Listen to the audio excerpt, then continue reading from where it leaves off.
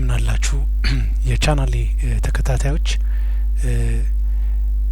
ከዚህ በመቀጠል ማደራጀት በሚል ከዚህ ቀደም በአስተዳደራዊ እቅድ በሚል ርዕስ በሁለት ክፍል ያዘጋጀሁት የስልጠና ፕሮግራም ነበር። ከዛ በቀጠለ ደግሞ አሁን ማደራጀት በሚል ርዕስ ከፕላኒንግ ፌዝ ቀጥሎ የሚመጣው ማደራጀት እንደመሆኑ በሁለት ክፍሎች እንደሚከተለው አቀርብላችኋለሁ ማለት ነው። ስለዚህ በጥሞና እንድትከታተሉኝ እንደዚሁም ደግሞ ያላችሁን አንዳንድ ጥያቄዎችም ሆነ አስተያየቶች በአስተያየት መስጫው ላይ እንድትሰጡኝ ከወዲሁ እየጠየቅኩኝ ወደ ገለጻው እገባለሁ ማለት ነው። ማደራጀት የሚል ነው ርዕሱ። ማደራጀት ስንል እንግዲህ ያው እቅድ ከተያዘ በኋላ ቀጥሎ የሚመጣው እቅዱን እንዴት አድርገን እናከናውናለን የሚለው እንደመሆኑ ይህ ደግሞ ባሉን የተለያዩ ሂውማን ኤንድ ማቴሪያል ሪሶርሶች አማካኝነት የሚከናወን በመሆኑ ይህንን እንዴት ምንድነው ያለው ሀሳብ በሚለው ላይ አንዳንድ ነጥቦችን እያነሳን እንወያያለን ማለት ነው። በዚህ ይዘት ያው በዚህ ስልጠና ወይም የውይይት ርዕስ ላይ የሚነሱ ዋና ዋና ሀሳቦች አንደኛው ማደራጀት ነው። ሁለተኛው የማደራጀት አስፈላጊነት እንደዚሁም የማደራጀት ሂደት ምንድነው በሚል እንደዚሁ እንወያያለን። ስልጣንን ማዕከላዊ ማድረግና እንደዚሁ ማከፋፈል ሴንትራላይዜሽን ኤንድ ዲሴንትራላይዜሽን የምንለው አለ። ይህንን እንመለከታለን። የስራ ክፍሎችን እንዴት ነው የምመድባቸው በሚለው ላይ ደግሞ አመዳደባቸው ምን እንደሚመስልም እንደዚሁ እንመለከታለን ማለት ነው። የዚህ ስልጠና ዋና ዋና አላማዎች አንደኛ ተሳታፊዎች ስለ ማደራጀት እንዲያውቁ ለማስቻል እንደዚሁም የማደራጀት አስፈላጊነትን እንዲገነዘቡ የማደራጀት ሂደትን እንዲያውቁና በአጠቃላይ ደግሞ በምን መልኩ የስራ ክፍሎችን እንመድባቸዋለን የሚለውን የተለያዩ የአመዳደብ አይነቶችን ላይ ግንዛቤ እንዲያገኙ ለማስቻል የተዘጋጀ ገለጻ ነው ማለት ነው። እሺ ከዚህ በመቀጠል ቀጥታ የምንሄደው ማደራጀት ስንል ምን ማለታችን ነው? እንግዲህ ማንኛውም አስተዳደራዊ ሂደት የሚጀምረው ከእቅድ እንደመሆኑ እቅድ ከተከናወነ በኋላና ትክክለኛውን እቅድ ካወጣን በኋላ እንደዚሁም የእቅዱን ስኬታማ የመሆን እድሉን በተለያዩ መንገዶች ኢቫሉዌት አድርገን አዋጭ መሆኑን ካረጋገጥን በኋላ ማድረግ ያለብን ሂደት የቀጣይ ሂደት ማደራጀት ነው። ይህም ስንል አጠቃላይ የተቋሙን ወይም የስራ ሂደቱን ሊያከናውኑልን የሚችሉ ባለሙያዎችን በቦታቸው የመመደብ የስራ ክፍሎችን እንደዚሁ የማደራጀት የተደራጁትን የስራ ክፍሎች በሰው ኃይል የማበልጸግ እንደዚሁም ደግሞ የተለያዩ ዘዴዎችን ተጠቅመን እነዚህን የስራ ክፍሎች የመመደቡን ሂደት ማከናወን ይጠበቅብናል ማለት ነው። ስለዚህ ማደራጀት ስንል በመጀመሪያ ደረጃ ምንድነው ወደሚለው ሀሳብ እንመጣለን። አንደኛ ማደራጀት ስንል እቅድ አለ። የእቅድ በዋናነት የሚያግዘን ምን ማድረግ እንዳለብን ለመለየት ነው። ምን ማድረግ አለብን የሚለውን የምንወስንበት ሂደት ነው እቅድ ስንል ፕላኒንግ። ወደ ማደራጀት ደግሞ ስንመጣ የታቀደውን እቅድ ለማከናወን ስኬታማ በሆነ መልኩ ለመፈጸም ያንን ክንውን ለማድረግ የሚያስችሉ የሰው ኃይልና እንደዚሁም የቁሳቁስ ሪሶርሶቻችንን በአግባቡ የምናደራጅበት ሂደት ነው ማለት ነው። ስለዚህ እቅድ ምን ማድረግ እንዳለብን ሲገልጽልን፣ ማደራጀት ደግሞ ይህንን ለማድረግ ምን ያስፈልጉናል የሚለውን የምንመልስበት ሂደት ነው ማለት ነው።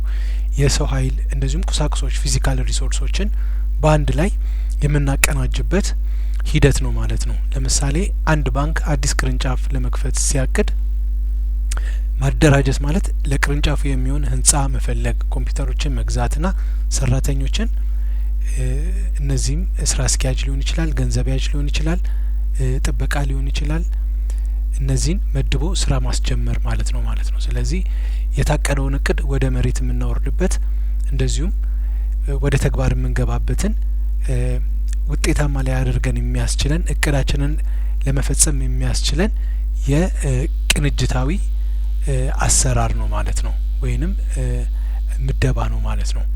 ስራን መለየትና መከፋፈል ማደራጀት ስራው በቡድንና በግለሰብ ደረጃ ተለይቶ የሚሰጥበት ሂደት ነው ማለት ነው። ስለዚህ የታቀደው እቅድ እንዲከናወን ግለሰቦች የራሳቸው አስተዋጽኦ ይኖራቸዋል፣ እንደዚሁም በቡድኖች የራሳቸው አስተዋጽኦ ይኖራቸዋል። ስለዚህ እነዚህን የምንለይበት ሂደት ነው ማለት ነው። ለምሳሌ በአንድ ሆቴል ውስጥ ምግብ የሚያበስለው ሰው፣ እንግዳ የሚቀበለው ሰው እና ክፍሎቹን የሚያጸዳው ሰው ስራቸው ተለይቶ እንዲሰጣቸው ማድረግ ነው ማለት ነው። በሆቴል አሰራር ላይ ማደራጀት ስንል እነዚህን ስራዎች ስናከናውን አደራጅተናል ልንል እንችላለን ማለት ነው። በድርጅት ውስጥ ያሉ የተለያዩ ክፍሎችና ሰራተኞች እንዴት እርስ በርስ እንደሚገናኙ የሚያሳይ ንድፍ ወይንም ዲዛይን ነው የድርጅት መዋቅር የምንለው። የአንድ ተቋም ወይም የአንድ የስራ ሂደት የመዋቅር የምንለው አጠቃላይ የሰራተኞችን የእያንዳንዱ ሰራተኞች የስራ ኃላፊነትን የተመለከተ መዋቅር ነው ማለት ነው፣ ወይም ዲዛይን ነው። ለምሳሌ የአንድ ድርጅት ወይንም የመዋቅር ቻርትን ስንመለከት ኦርጋኖግራም የምንለውን የጠቅላላ ስራ አስኪያጁ ከላይ እንደዚሁም በመቀጠል የፋይናንስ የሰው ኃይልና የቴክኒክ ክፍሎች በተዋረድ መቀመጣቸው መዋቅር ይባላል ማለት ነው። ስለዚህ ከላይ ጠቅላላ ስራ አስኪያጅ ይኖራል። ከዛ ደግሞ በመቀጠል የፋይናንስ የሰው ኃይል፣ የቴክኒክ፣ የግዢ እንደዚሁም ደግሞ የእቅድ እያልን የተለያዩ ክፍሎችን ከስር ልናመጣና ልናደራጅ እንችላለን። ስለዚህ ይህ አይነት አደረጃጀት የሚያሳይ ቻርት ምን እንለዋለን? የድርጅት መዋቅር እንለዋለን ማለት ነው። ድርጅቱ የተዋቀረበት ስትራክቸር ወይንም ንድፍ ነው ማለት ነው። የማደራጀት አስፈላጊነት ምንድን ነው ብለን ደግሞ በመቀጠል እንመለከታለን። ማደራጀት እንግዲህ ጠቀሜታው በጣም ጉልህ ነው። ምክንያቱም ስራዎች እርስ በርስ ኦቨርላፕ እንዳያደርጉ፣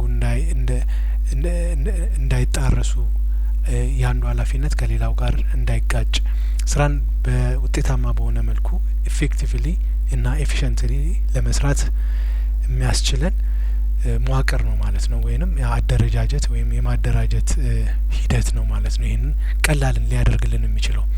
ስለዚህ በአንድ ተቋም ውስጥ የማደራጀት አስፈላጊነት አንደኛ በድርጅት ውስጥ ተግባቦትን ያሻሽላል፣ ኢምፕሩቭ ኮሚኒኬሽን። ይህም ስንል ሰራተኞች በቀላሉ ለሚፈልጉት የስራ ሂደትን በቀላሉ ማግኘት ይችላሉ፣ ኃላፊውን ማነጋገር ይችላሉ፣ እንደዚሁም ተጠያቂነትን በተሞላበት መልኩ ስራን ለማከናወን ያስችላል ማለት ነው። ስለዚህ ሰራተኞች መረጃ ሲፈልጉ ወደ ማን መሄድ እንዳለባቸውና ለማን ሪፖርት እንደሚያደርጉ ስለሚያውቁ ግልጽ አሰራርን ያሰፍናል ማለት ነው። እያንዳንዱ የስራ ክፍል የራሱ የሆነ ኃላፊነትና ተጠያቂነት ስለሚኖረው በዛ መልኩ የድርጅቱን ተግባቦት በእጅጉ ያሻሽላል ማለት ነው። ሌላው ተጠያቂነትን ይወስናል። ስፔሲፋይስ ሪስፖንሲቢሊቲ። አንድ ሰው ምን መስራት አለበት፣ መቼ መስራት አለበት፣ በምን አይነት የደረጃ መስራት አለበት የሚለውን በቀላሉ ለመለየትና ለማወቅ ያስችላል። ይህ ስራ ለምን አልተሰራም ሲባል ስራው ለማን እንደተሰጠ በግልጽ ስለሚታወቅ ተጠያቂው መለየት ቀላል ይሆናል ማለት ነው። ስለዚህ ኃላፊነትን ተጠያቂነትን ያረጋግጣል። ሌላው የማደራጀት ጠቀሜታ ስንመለከት መምራትና መቆጣጠርን ቀላል ያደርጋል። አንድ ኃላፊ በአግባቡ የተደራጀ መዋቅር ካለ በአንድ ተቋም ውስጥ በቀላሉ የት ቦታ ላይ ችግር እንዳለ፣ በምን መልኩ ያንን ችግር መፍታት እንደሚቻል፣ እንደዚሁም አጠቃላይ ሂደቱን ለመቆጣጠር ቀላል ይሆናል ማለት ነው። ስለዚህ ስራው በክፍል ተከፋፍሎ ስለተደራጀ ስራ አስኪያጁ የሽያጭ ክፍሉን ብቻ በመከታተል መቆጣጠር ይችላል። እያንዳንዱን የስራ ክፍል በቀላሉ ለመቆጣጠር መዋቅር በአግባቡ የተደራጀ መዋቅር ካለ ያንን ተግባር ለማከናወን ቀላል ይሆናል ማለት ነው። ስለዚህ it improves directing and controlling። ሌላው ጊዜንና ሀብትን በአግባቡ መጠቀምን ያስችላል። ማክሲመም ዩዝ ኦፍ ሪሶርስ አንድን ስራ ሁለት ሰዎች ደጋግመው እንዳይሰሩት በማድረግ የስራ መደራረብ እንዳይኖር በማድረግ የሰው ኃይልና ጊዜ እንዳይባክን ይረዳል ማለት ነው። ስለዚህ እያንዳንዱ ስራ የሚሰራው በማን መሆን እንዳለበት ስለሚታወቅ በግልጽ አንዱ የሌላውን በመስራት ስራዎች በመደራረብ ምክንያት ብክነት አይኖርም ማለት ነው። ስለዚህ ይህም ማክሲመም ዩዝ ኦፍ ሪሶርስን ያረጋግጣል። ቅንጅትን ይጠብቃል። ሌላው ኢት ሜንቴንስ አክቲቪቲ ኮኦርዲኔትድ ስራዎች ተሰናስለው እንዲጓዙ ያስችላል ማለት ነው። ምክንያቱም እያንዳንዱ ስራ ክፍል ምን መስራት እንዳለበት ከሱ ምን እንደሚጠበቅ ስለሚታወቅ ቅንጅታዊ የሆነ አሰራርን ተግባራዊ ለማድረግ ያስችላል። እንደ ምሳሌ ብንመለከት የግዢ ክፍሉ እቃ ሲገዛ የፋይናንስ ክፍሉ ክፍያውን እንዲፈጽም በማስተባበር ስራው ተቀናጅቶ እንዲቀጥል ያደርጋል ማለት ነው። ስለዚህ ሁሉም ስራዎች በአንድ የስራ ክፍል ውስጥ ኃላፊነት መደራረብ ስለማይኖር እያንዳንዱ በተሰጠው ኃላፊነትና ተጠያቂነት መሰረት ስለሚሰራ ቅንጅታዊ የሆነ አሰራርን ተግባራዊ ለማድረግ ያስችላል ማለት ነው። ሌላው ፈጠራንና ነጻ አስተሳሰብን ያበረታታል። ኢት ኢንከሬጅስ ክሬቲቪቲ ምክንያቱም ክሬቲቪቲ እንዲኖር ከሚያደርጉ ነገሮች አንድ የስራ ክፍል ግልጽ የሆነ የስራ ኃላፊነት ካለው በዛ ጉዳይ ላይ ለሚነሱ ጥያቄዎችና ለሚያጋጥሙ ችግሮች መፍትሄ የሚሆኑ ነገሮችን ለማምጣት ቀላል ይሆናል ማለት ነው። ምክንያቱም ችግሩ በግልጽ ስለሚታወቅ ያንን ችግር በቀላሉ ለመፍታት ስለሚቻል ሰራተኞች በራሳቸው የስራ ክፍል ውስጥ በደንቡ መሰረት ውሳኔ እንዲሰጡ ስልጣን ሲሰጣቸው አዳዲስ አሰራሮችን የመፍጠር ተነሳሽነታቸው ይጨምራል። ይህም ደግሞ ይበልጥ ተግባራዊ እንዲሆን የሚያስችለው ነገር ምንድነው? አሳታፊ የሆነ የስራ ሂደት ካለ ባለሙያዎች በሚያጋጥሟቸው ችግሮች ላይ ክሬቲቭ የሆነ ኢኖቬቲቭ የሆኑ ሀሳቦችን እንዲያመጡ እድል ስለሚኖር አዳዲስ ሶሉሽኖች አዳዲስ የሆኑ የመፍትሄ ሀሳቦችን እንዲመጣ በማድረግ ፈጠራና ነጻ አስተሳሰብ እንዲኖር ያደርጋል ማለት ነው። አዳዲስ ቴክኖሎጂዎችን ተግባራዊ ለማድረግም እንደዚሁ ያስችላል።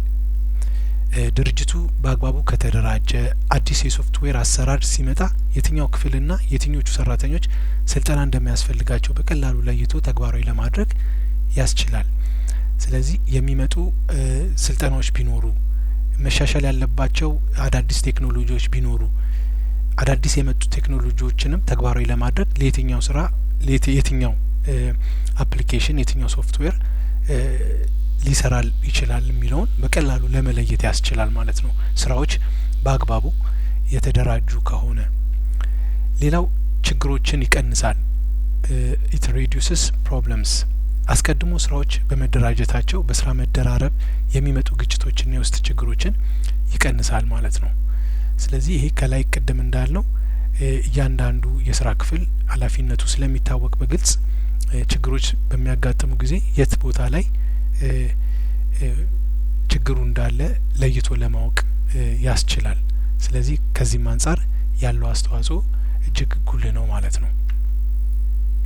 ለለውጥና ለፈጠራ ሰፊ እድልን ይሰጣል። ድርጅቱ ስራውን እያሰፋ ሲሄድ ለምሳሌ አዳዲስ ምርቶችን መጨመር ሲፈልግ አደረጃጀቱ ጠንካራ ከሆነ አዲስ ክፍል በመጨመር በቀላሉ መስፋፋት ይቻላል ማለት ነው። ስለዚህ ይህም የተለያዩ ለውጦች በሚመጡበት ጊዜ ለውጡ የትኛው የስራ ክፍል ላይ መከናወን አለበት የሚለው በግልጽ ያሳያል። ስለዚህ አዳዲስ ላይን ኦፍ ፕሮዳክቶች በሚኖሩበት ጊዜም እንደዚሁ እነሱን እንደ ተጨማሪ አዲስ ክፍል ለማደራጀት የትኛው የስራ ክፍል ላይ ተግባራዊ እንደሚሆን ለውጡ በቀላሉ ማወቅና ተግባራዊ ማድረግ ያስችላል። ስለዚህ ከዚህም አንጻር ያለው አስተዋጽኦ እጅግ ከፍተኛ ነው ማለት ነው። እሺ ከዚህ በመቀጠል ደግሞ የማደራጀት ሂደት ወይንም the process of organizingን እንደዚሁ እንመለከታለን። አንደኛ ስናደራጅ በመጀመሪያ ደረጃ ማድረግ ያለብን ነገር መሰረታዊ ተግባራትን መለየት ነው። ኦሬዲ ከላይ እቅዱን አቅደናል። ስለዚህ ይህንን እቅድ ተፈጻሚ ለማድረግ ምን አይነት ስራዎች መሰራት አለባቸው የሚለውን መሰረታዊ ተግባራቶች መለየት ይኖርባቸዋል ማለት ነው። አይደንቲፋይንግ ቤዚክ አክቲቪቲስ የምንለው ግቡን ለማሳካት የሚያስፈልጉትን ሁሉንም ዋና ዋና ስራዎችና ተግባራት በዝርዝር መለየት። ይህን ስንል ዋና ዋና ናቸው እንጂ በጣም ጥቃቅን የሆኑ ስራዎችን ሳይሆን በዋነኛነት ምን አይነት የስራ ክፍሎች ያስፈልጋሉ የሚለውን የምናውቅበት ነው። ሌላው ስራዎችን እንደየባህሪያቸው መከፋፈል። ንዑስ የስራ ክፍሎች ንዑስ ስራዎች ቢኖሩ እነዛ ንዑስ ስራዎች በየትኞቹ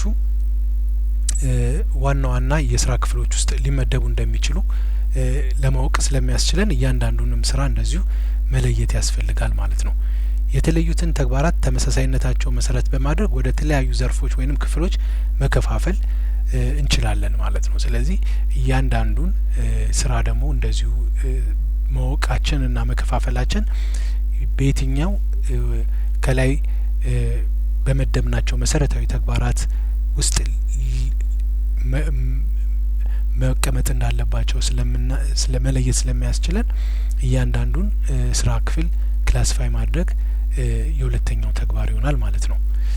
በሶስተኛነት ተግባራትን በተግባራዊ ክፍሎች መመደብ ነው። ግሩፒንግ አክቲቪቲስ ቅድም እንዳልነው የከፋፈልናቸውን ተግባራት እነዛን ተግባራት ወደ ዋና ዋናዎቹ የስራ ክፍሎች መመደብና ማጠቃለል ይሆናል ማለት ነው። ሶስተኛው ተግባር ተግባሩን እንደ አስፈላጊነታቸው እንደ ስራው ተመሳሳይነት ወይንም እንደ ሰራተኛው ችሎታ ወደ ተግባራዊ የስራ ክፍሎች ማደራጀት ይሆናል ማለት ነው። አራተኛ አስፈላጊ ቁሳቁሶችና ግብዓቶችን ማቅረብ። እነዚህን ካደረግን በኋላ ለእያንዳንዱ የስራ ክፍል ደግሞ የሚያስፈልጉ ማቴሪያሎች ይኖራሉ። እነዛ ማቴሪያሎች ማሟላትና ወደ ስራ ለመግባት ዝግጅት ማድረግ ይኖርብናል ማለት ነው። ስራውን በብቃት ለማከናወን የሚያስፈልጉትን አካላዊ ግብዓቶች እንደ ቦታ፣ መሳሪያዎች፣ ቁሳቁሶችና ቴክኖሎጂዎች ማሟላት የአራተኛው በአራተኛነት የምናከናውነው ሂደት ነው ማለት ነው። ሌላው በእነዚህ የማደራጀት ሂደት ውስጥ ደግሞ ልናከናውናቸው የሚገቡ ስራዎች ወይም ተግባራቶች አሉ። እነዚህ ቅድም ያየናቸው አራቱ ሂደቶች በዋና ዋና የስራ ዘርፎች መመደብ፣ እንደዚሁም ደግሞ እያንዳንዱን ስራ መከፋፈል፣ ከዛም ደግሞ እያንዳንዱን የስራ ክፍል በተገቢው ቦታ ላይ ማደራጀት፣ ከዛም ደግሞ አስፈላጊውን የሆኑ ቁሳቁሶችን ማሟላት ባልናቸው እነዚህ አራት ሂደቶች ውስጥ አንደኛ ተግባራትን ብቃት ላላቸው ሰራተኞች መስጠት ወይም አሳይኒንግ አክቲቪቲስ እያንዳንዱን ስራ ለሚመጥነው እና ስልጠና ለወሰደ ወይም ሊሰለጥን ለሚችል ባለሙያ መመደብ ሌላው ሂደት ይሆናል ማለት ነው በቀጣይነት የምናደርገው። ምክንያቱም ስራዎች በዚህ መልኩ ከተከፋፈሉ በኋላ አሁን ቀጥለን የምናደርገው እነዛን የስራ ክፍሎች በባለሙያዎች ማደራጀት ስለሚሆን እነዚህም ባለሙያዎች ደግሞ የስራቸውን ዝግጅት የትምህርታቸውን ዝግጅት ማዕከል ባደረገ መልኩ እያንዳንዱን ስራ በኃላፊነት መመደብ ይኖርብናል ማለት ነው። ስልጣንና ኃላፊነትን መስጠት ከመደብንና እያንዳንዱን ስራ ደግሞ ከሰጠን በኋላ ተገቢውን የሆነ ኃላፊነትና ስልጣን በመስጠት ስራቸውን ሊሰሩበት የሚችለውን ትክክለኛ የሆነ ኃላፊነት ስልና ስልጣን መስጠት ይጠበቅብናል ማለት ነው። የተመደበለትን ስራ በብቃት ለመወጣት የሚያስፈልገውን ውሳኔ የመስጠት ስልጣን ለሰራተኛው መስጠት ቀጣዩ ተግባር ይሆናል ማለት ነው። ምክንያቱም እያንዳንዱ ስራ ላይ የሚመደብ ባለሙያ መስራት የሚያስችለውን ስልጣን ካልሰጠነው በስተቀር ኃላፊነቱን በአግባቡ ሊወጣ ስለማይችል እነዚህን ሁለት ነገሮች አመጣጥነን መስጠት። ሶስተኛነት አግድምና ቀጥታ ግንኙነት መፍጠር ያስፈልጋል። ኢፌክቲቭ ኮኦርዲኔሽን የምንለው ማለት ነው። ይህም ስንል አግድም በምንልበት ጊዜ የስራ ክፍሎች በራሳቸው እርስ በርስ በሚያደርጉት ኮሚኒኬሽን ቅንጅታዊ የሆነ አሰራርን እንዲፈጥሩ ማድረግ ሲሆን ቀጥ ያለው ደግሞ የኮሚኒኬሽን ወይንም የቅንጅታዊ አሰራር ከላይ ካሉ የበላይ አካላት ከምንላቸው ኃላፊዎች የስራ አስኪያጆች የሚደረግ ኮሚኒኬሽንን የሚያካትት ነው ማለት ነው።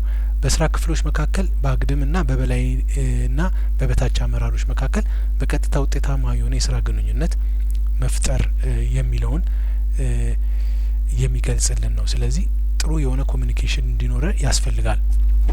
በስራው ሂደት ለሚያጋጥሙ ችግሮች መፍትሄ ለማምጣት እንደዚሁም የተሰሩ ስራዎችን ለሌሎች ለማሳወቅ እንደዚሁም እውቀትን ለማጋራት ሊሆን ይችላል።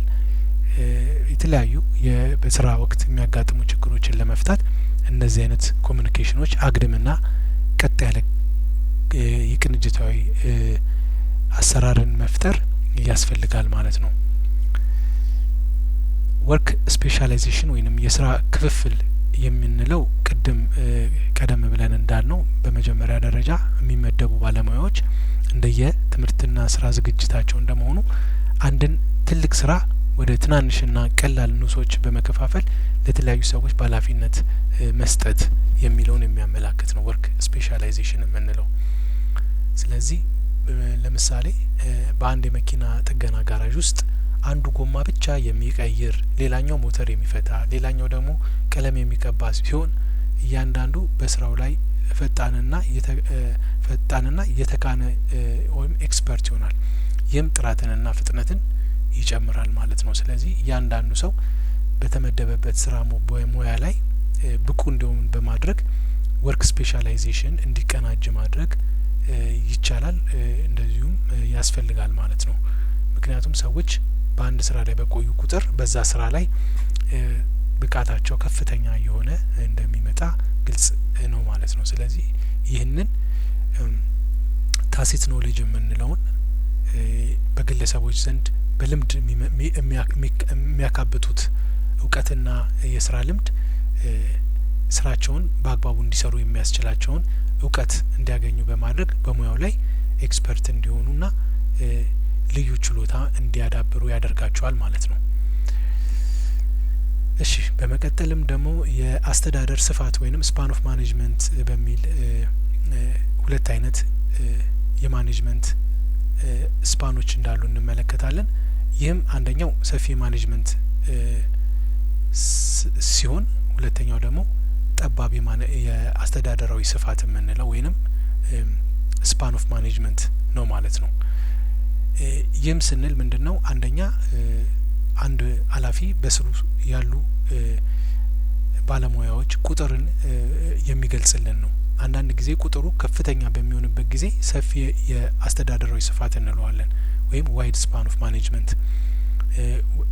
ዝቅተኛ ሲሆን ከ3 እስከ 5 ባሉት ቁጥሮች ብቻ የሚመዘን ከሆነ ደግሞ ያ ጠባብ የአስተዳደራዊ ስፋት የምንለውን የማኔጅመንት አይነት መዋቅር ይፈጥርልናል ማለት ነው።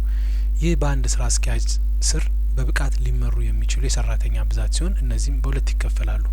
አንደኛ ዋይድ ስፓን ኦፍ ማኔጅመንት የምንለው ነው። ይህም አንድ ስራ አስኪያጅ ብዙ ሰራተኞችን በስሩ ሲያስተዳድር ወይም ሲቆጣጠር ሲሆን ይህም የድርጅቱ መዋቅር ጠፍጣፋ ወይም ፍላት እንዲሆን ያደርገዋል ማለት ነው። ምክንያቱም ቀጥ ብሎ ሆሪዞንታሊ በስፋት የምናገኘው አይነት የስፓን ኦፍ ማኔጅመንት ነው። ጥቅሞቹን ስንመለከት በእንደዚህ አይነት መዋቅር ላይ የሚገኙ ተቋማት አንደኛ ፈጣን ተግባቦትን መፍጠር ይችላሉ። ምክንያቱም በስራ አስኪያጁና በሰራተኞቹ መካከል ያለው ርቀት እምብዛም ስለሚሆን በቀላሉ ኮሚኒኬት ለማድረግና መረጃዎችን ለመለዋወጥ ያስችላል። በስራ አስኪያጁና በሰራተኛው መካከል ክፍተት ስለሌለ መረጃ በፍጥነት ይደርሳል ማለት ነው። ምንም አይነት መዋቅራዊ የሆነ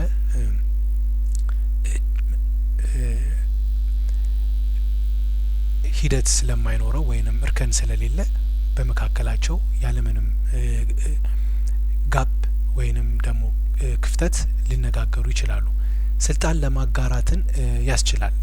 ሌላው ስራ አስኪያጁ ሁሉንም ሰራተኞች እያንዳንዱን እርምጃ መከታተል ስለሚያስችለው ለሰራተኞቹ ስልጣን ለመስጠት ቀላል ነው።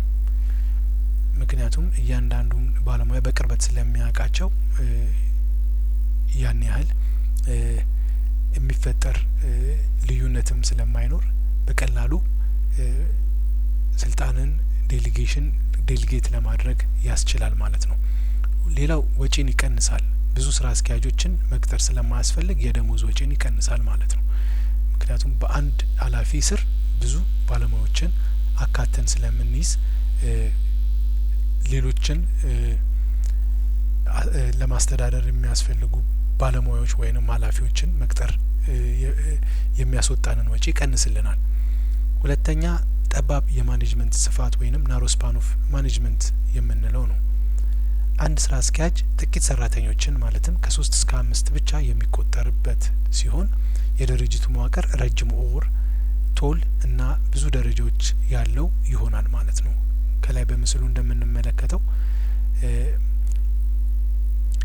የመጀመሪያው ኃላፊ በስሩ 2 አለ። ከዛ ደግሞ እያንዳንዳቸው በስራቸው 3 አላቸው። ስለዚህ እንዲህ እያልን ወደ ታች በምንወርድበት ጊዜ የተለያዩ ኃላፊዎችና እንደዚሁም ባለሙያዎች የያዘ ረጅም መዋቅራዊ መስተጋብር ይኖራል ማለት ነው።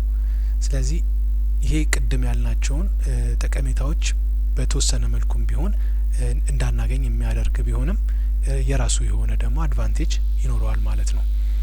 ስራ አስኪያጁ እያንዳንዱ ሰራተኛ በቅርብ መከታተልና መቆጣጠር ይችላል። ነገር ግን መረጃ ከላይ ወደ ታች ለመድረስ ረጅም ጊዜ ይፈጃል ማለት ነው። ስለዚህ ወደ ላይ ወኛው መዋቅር ለመድረስ አንድ መረጃ ብዙ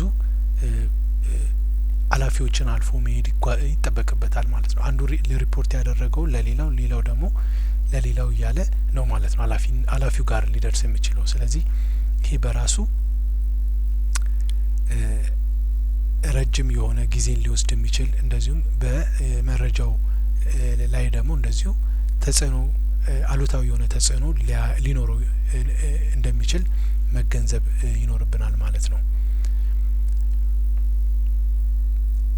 ከዚህ በመቀጠል ስልጣንን ማዕከላዊ ማድረግና ማከፋፈል በሚል ሴንትራላይዜሽን ቨርስስ ዲሴንትራላይዜሽን ሲስተም ምን አይነት እንደሆነ እንመለከታለን።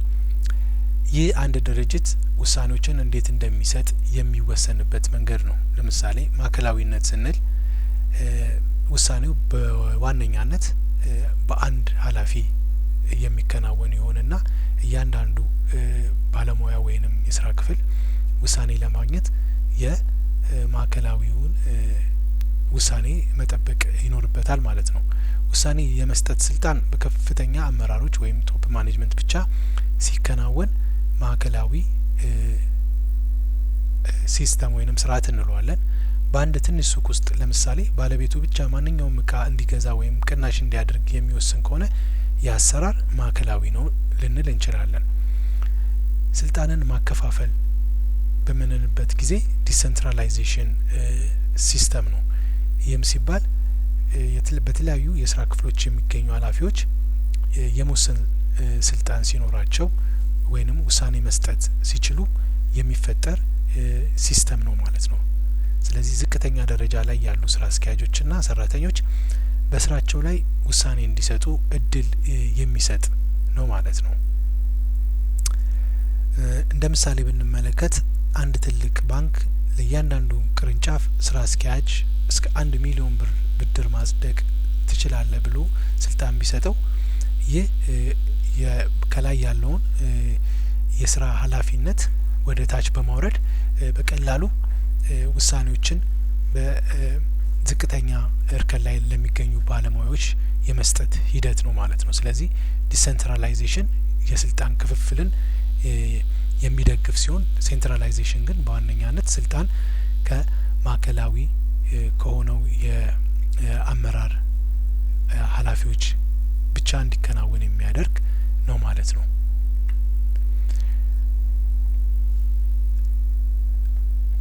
ፎርም ኦፍ ዲሴንትራላይዜሽን 3 አይነቶች ናቸው። እነዚህም አንደኛ መደበኛ የምንለው ዲሴንትራላይዜሽን ጥቂት ውሳኔዎች ብቻ ወደ ዋናው ማዕከል ሳይመለሱ የሚወሰንበት ነው። ስለዚህ አብዛኛውን ውሳኔ የሚከናወነው በንዑስ በሆኑ የስራ እርከኖች በሚገኙ ኃላፊዎች ይሆናል ማለት ነው። ሌላ ውክልና ነው። ውክልና ስንል ስራ አስኪያጁ የተወሰነ ስራ ለበታቹ ሲሰጥ፣ ነገር ግን መጨረሻ ላይ ተጠያቂነቱ ወይንም ኃላፊነቱ የስራ አስኪያጁ ሲሆን ነው። ውክልና ይሰጣል። ነገር ግን ያ ውክልና በዋነኛነት በተወከለው ሰው ቢከናወንም ተጠያቂነቱ ግን የሚረጋገጠው በስራ አስኪያጁ ነው ማለት ነው። ስለዚህ ሙሉ ለሙሉ ውክልና ልንለው አንችልም። ሙሉ ኃላፊነት ወይንም ዲቮሉሽን የምንለው ግን አንድን ስራ ለመስራትና ለመወሰን ሙሉ ኃላፊነትና ስልጣን ለታችኛው ክፍል ሲሰጥ ነው ማለት ነው። ስለዚህ ስራውን የሚሰራው ባለሙያ ተጠያቂነትም ይኖረዋል ማለት ነው ለሚሰራው ስራ። ስለዚህ ያ ሙሉ የሆነ ውክልና እንለዋለን።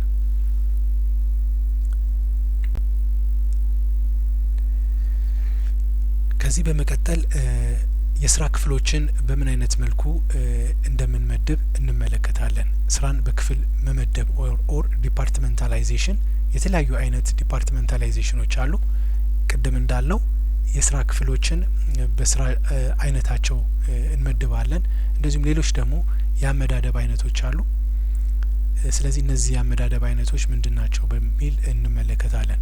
ተመሳሳይ የሆኑ ስራዎችን በአንድ ላይ ሰብስቦ ክፍል ኦር ዲፓርትመንት የመፍጠር ሂደት ነው ዲፓርትመንታላይዜሽን የምንለው። ለምን ስራን በክፍል መመደብ ያስፈልጋል? ቅድም እንዳልነው የተለያዩ ግጭቶች እንዳይኖሩ፣ የስራ መደራረቦች እንዳይኖሩ የተለያዩ የስራ ክፍሎችን እንደምናዋቅር ተመልክተናል። ይህ ግን ለምን አስፈለገ ካልን አንደኛ ስራን ወደሚቻል መጠን ዝቅ ለማድረግ ነው። ስራዎችን በአይነታቸው ለመከፋፈል ስለሚረዳን ነው። ሌላው ራሳቸውን የቻሉ ክፍሎችን ለመፍጠር ኢንዲፔንዳንት የሆኑ የስራ ክፍሎች ወይንም ዲፓርትመንቶችን ለመፍጠር ስለሚያስችል ነው። ራሳቸውን ችለው መቆም የሚችሉ በራሳቸው ስራን የሚያከናውኑ ክፍሎች ለመፍጠር ስለሚያስችል ነው። ሌላው ተጠያቂነትን ወይም ሪስፖንሲቢሊቲን በግልጽ ለመለየት ያግዛል። አንድ የስራ ክፍል ለሚሰራው ስራ ተጠያቂ እንዲሆን በማድረግ ግልጽ የሆነ አሰራር እንዲኖር ያደርጋል። ሌላው ስራ አስኪያጆችን ለማፍራትና የእያንዳንዱን ክፍል ውጤት ለመመዘንም ጠቀሜታ አለው። ስለዚህ እያንዳንዱ ስራ የሚጠይቀው ኃላፊነት አለ። ስለዚህ በዛ ጉዳይ ላይ ብቁ የሆኑ ባለሙያዎችንም ለማግኘት ስለሚያግዝ ዲፓርትመንታላይዜሽን ያለው አዎንታዊ አስተዋጽኦ ከፍተኛ ነው። እስኪ እንዴት ነው ልንከፋፍላቸው የምንችላቸው የስራ ክፍሎቻችንን? አንደኛ የስራ ክፍሎቹን በስራ አይነት ልንከፍላቸው እንችላለን። ይህም ስንል ፋንክሽናል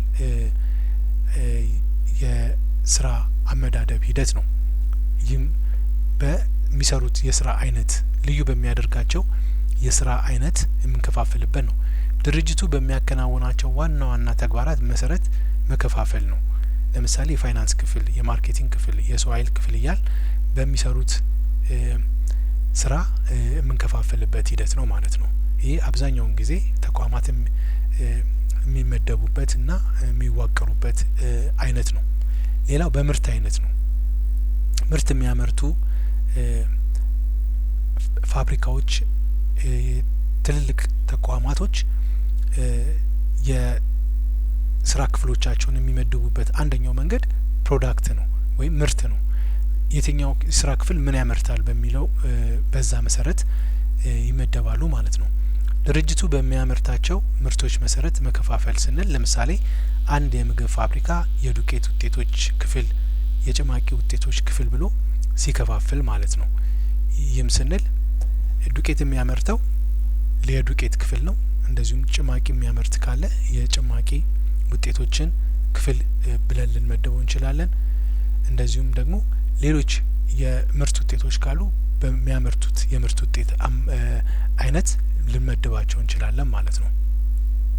ሌላው በቦታ ነው ወይም በክልል ልንመድብ እንችላለን። ይህም ስንል ጂኦግራፊክ ኦር ቴሪቶሪያል ነው ማለት ነው። በሚገኙበት የስራ ክፍል በሚገኙበት የጂኦግራፊያዊ መገኛ ማለት ነው። ስራው በሚከናወንበት ቦታ መሰረት መከፋፈል።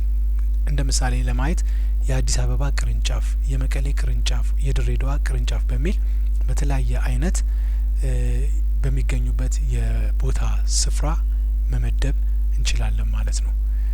ስለዚህ ጂኦግራፊን ማዕከል የሚያደርጉ እንደዚሁም ደግሞ ቅርንጫፍ ሊሆን ይችላል።